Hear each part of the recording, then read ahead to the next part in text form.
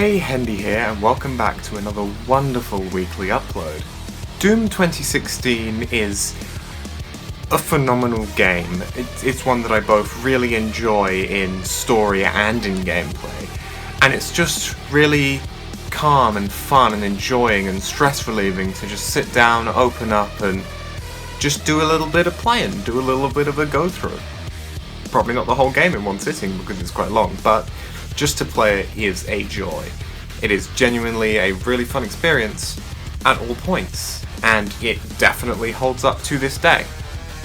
However, in 2020, Bethesda released Doom Eternal, the sequel, which is also a fun game, but I'd like to say a bit of a downgrade in a lot of locations. Before this video begins, however, I would just quickly like to encourage you to go down below, just below the video, the actual recording part, the actual part with my face, with the video, with the recording, the video, it's in a box, it's the video, and underneath it there's another box, but it's red, or grey. If it's red, click it. If it's grey, don't click it. There's also a little thumbs up. Tap that. That really helps me if you do that, so please do. And if you disagree, if you agree, if you got anything I didn't say about, drop it down in the comments. It helps me a lot, and also I'll be there and I'll have a little discussion with you, or a heated argument, if you're wrong. But without further ado, this is the rise of Doom and its eternal fall. One of the things that made Doom 2016 such a fun play was the variety of weapons and the different attachments you could unlock. This large array of weapons, which would expand as you went further through the game, was really cool. They were all very unique in their own style, and all of the attachments added an entirely new way of using them. It was really fun in Doom 2016 to seek out as many of these different weapon upgrades as possible. You wouldn't find them all just by playing through, you would have to go looking for them. Now, this mechanic passed over to Doom Eternal, but it's unfortunate to see that in that game there's not very many new additions. It's all very similar and safe, sticking with what the original had so good. Not the original, the 2016 game. If I refer to original, I'll be talking about 2016, not that one, which was before 2016. Just by a little bit. The most frustrating addition in Doom Eternal is the different way that they handle the BFG. The BFG in both games is a devastating weapon, the most powerful the Doomslayer will ever get. And it is devastating. Just there's no other word for it really, it is devastating. Now, in Doom 2016, correct me if I'm wrong, the BFG was bound to a separate key. It could only be brought up as a weapon by pressing that key, and then fired that way. In Doom Eternal, they decided it would be a great idea to add it to the weapon wheel, which is fine, until you run out of ammo on a weapon in Doom Eternal, and it automatically switches you to the next one you have ammo for.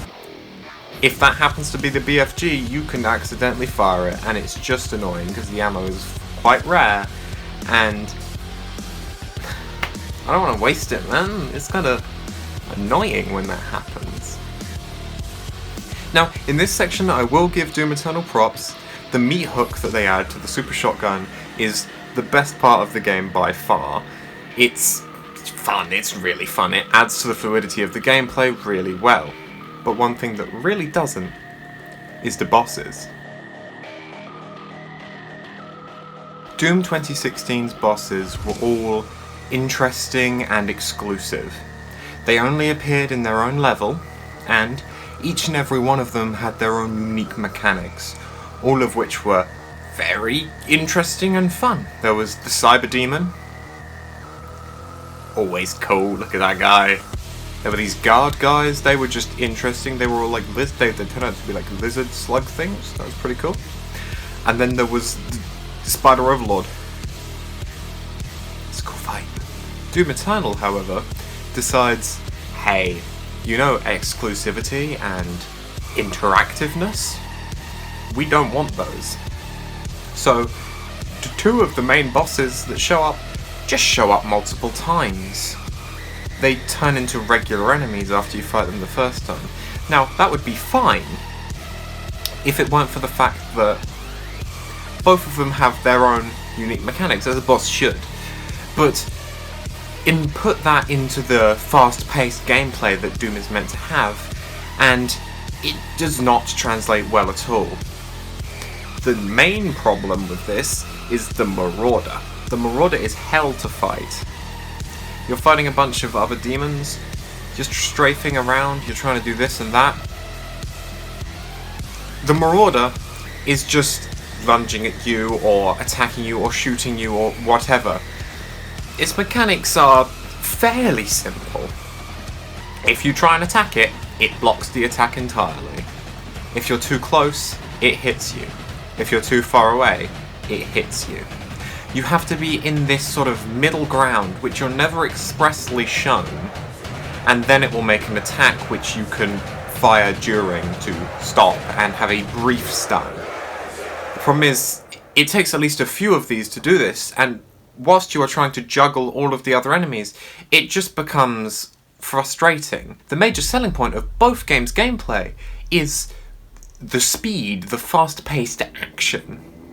And throwing these guys in as regular enemies alongside a bunch of others just completely disrupts the flow of the game. And don't even get me started on the final bosses. Now, as I mentioned before, Spider Overlord in Doom 2016, it's a really cool fight. It maybe doesn't quite measure up to being a final boss, but it's a cool fight and it feels good enough as a send-off at the end of the game. It still feels true to the game's nature, and it's fun. It's still a good fight. Doom Eternal has you fight the Icon of Sin. The Icon of Sin boss fight is not fun. It sees a massive enemy make slow attacks whilst you have to slowly whittle down the different pieces of it, just shooting at them whilst other demons are attacking you. But you can just strafe them all and just shoot endlessly at the Icon of Sin and then win. And you know what's even better? It has 2 phases. Wow, what's different about the 2 phases, I bet you're wondering? Absolutely nothing. They are the same. There is no difference between the 2.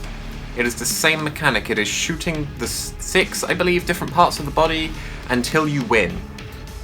And that's the end of the game. And once you defeat the Icon of Sin, you see another glaring problem. Doom Eternal's story sucks. Now, Doom 2016 had a very simple story, but it was fun and fit very well in its simplicity. There was reading to be done if you wanted to go that far. You could read all of this lore and it was great, and it was the story, the world building, everything was there if you needed it. But everything else was shown to you.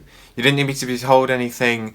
You could just sit there, and by playing through you could get a pretty clear grasp on pretty much everything that was going on. Doom Eternal, however, oh boy, it steps over everything the first game set up, which is a big no-no, as well as overtly telling things instead of sort of showing them, you know, show don't tell, that storytelling thing. You should use that.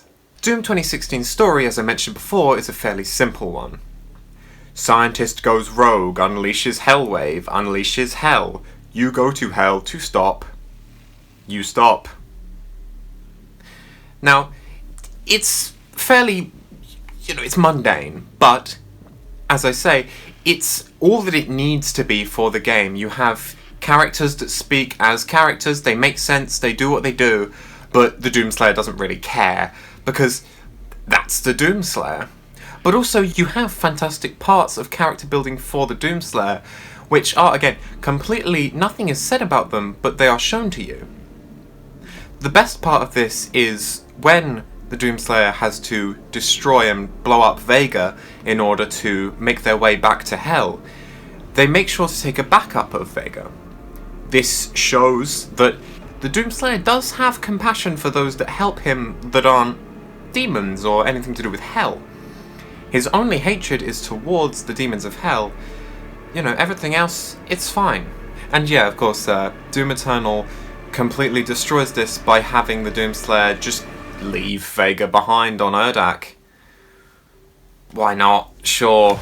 I should have said this earlier, but I'd like to preface this with, I haven't played the 2 DLC, I think there's 2 DLC, that came after Doom Eternal, mainly because of how frustrated I was with the original game.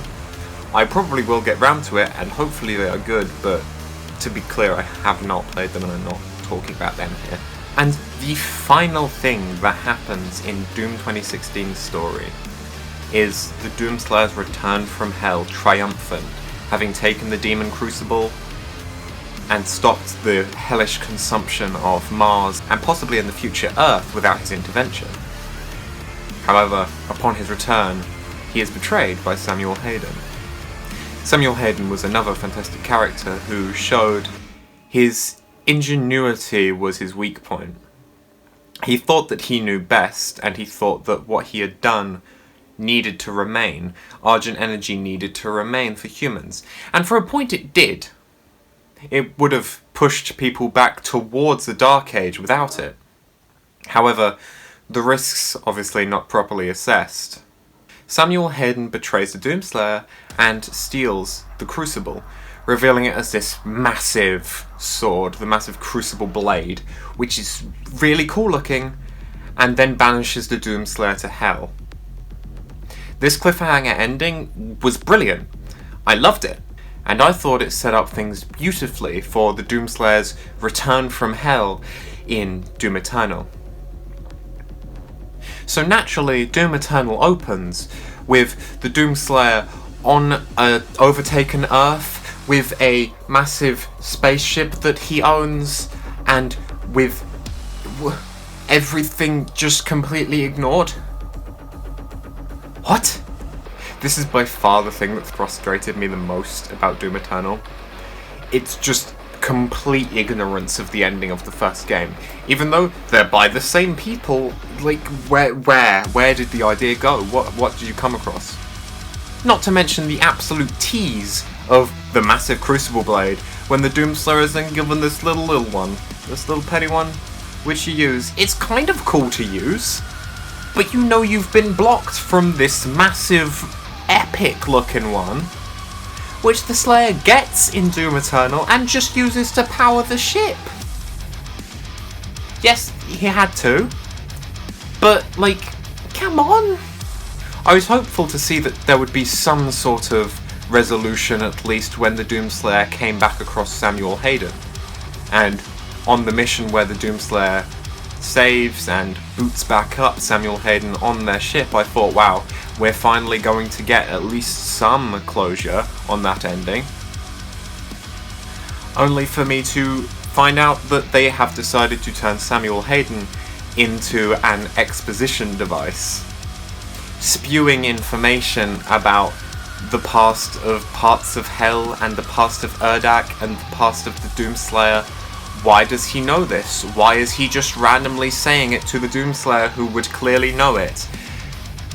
Why is he not the same character at all in the slightest? It's frustrating, it's annoying, and it's really, really bad.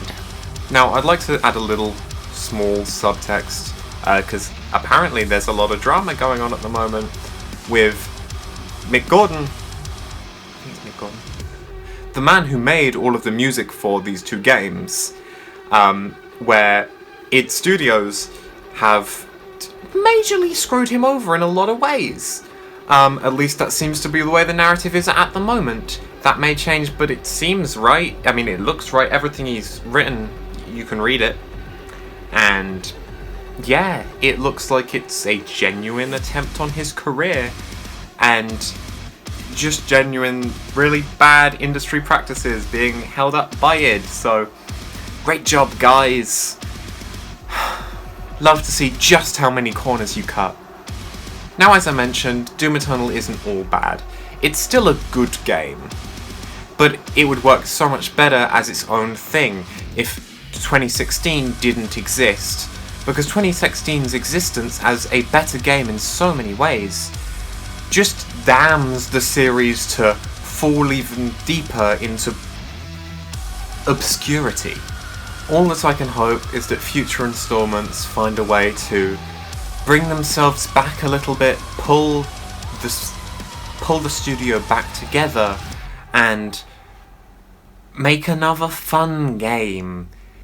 It doesn't have to have a million new mechanics. It doesn't need to have a million plot twists. It doesn't need to have complete and utter plot tightness, 0 holes. But continuity at least. Doom Eternal isn't a bad game, but the precedent it sets is worrying. Although the precedent set by quite a few games recently is, you know, it's a low bar, it's pretty easy to hop over. But as always, that's just me talking. I believe everything I have said. If you don't, take a little trip down to the comments. I'll be very happy to discuss with you. I genuinely don't exactly know how other people feel about this. I've seen Doom Eternal get higher reviews than I think it deserves, so that's part of the reason why I'm making this, but please feel free to try and change my mind. It's still a good game, it just has a lot of flaws. But as always, I would like to thank you very much for watching. If you haven't subscribed, if you haven't liked, please just head down there and do it. I really want to grow, and it really helps. Just any interaction you can give is just phenomenal and will push me much, much further. And I couldn't be more grateful to everyone who has watched this video. So, thank you so much for being here. I really enjoy making these videos. I've got a good month's worth of videos planned out, and I look forward to moving into them together. So, thank you so much for watching, and I'll see you next week. Goodbye.